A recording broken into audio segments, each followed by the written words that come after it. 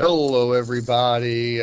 Very important lesson. I can graph sinusoidal functions with different amplitudes, midlines, and frequencies using amp, sine, freq, shift, knowing the four different waves, and using period equals 2 pi over frequency.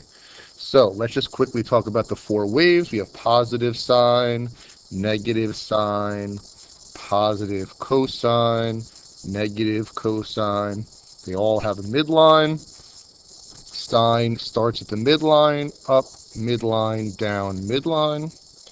Negative sine starts at the midline, down, midline, up, midline. Cosines do not start at the midline. Positive starts in the positive, midline, min, midline, max. And negative cosine starts in the negative, midline, max, midline. So you need to know those. There they are. And we'll talk about the rest as we go through. So let's start with number one.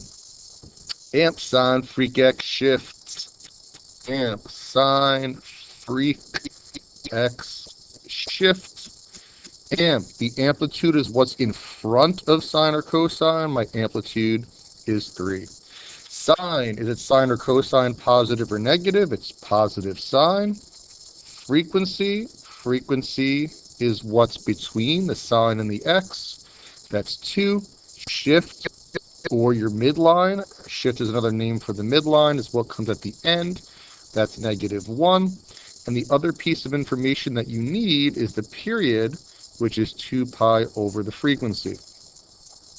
The frequency is 2, so it's 2 pi over 2, which is pi. Now that I found all that information, I need to set up my grid. I'm going to make 4 dashes on the x-axis, always 4 dashes, because every single wave is 1, 2, 3, 4, 5 points. So the first point is going to be the y-axis, and then you need 4 more. The period goes at the end of the 4th dash. That's it for my x-axis. My y-axis, I start at my shift. My shift is negative 1. So I'm going to make a dashed line at negative 1.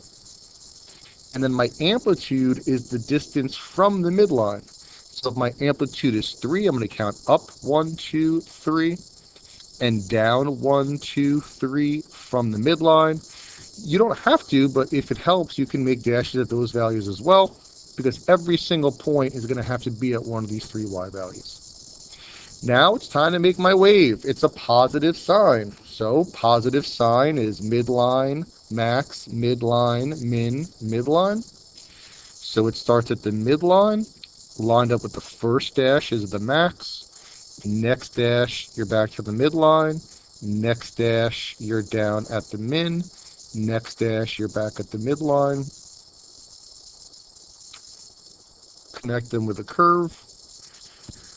That's it. That's how you graph sinusoidal functions. There's a lot of little pieces to it, but once you know those little pieces, it's really not hard.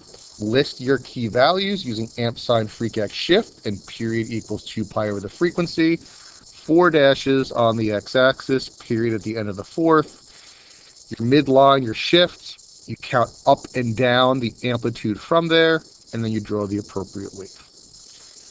Let's take a look at maybe one more. Let's go number 10. Amp, sine, freq, shift.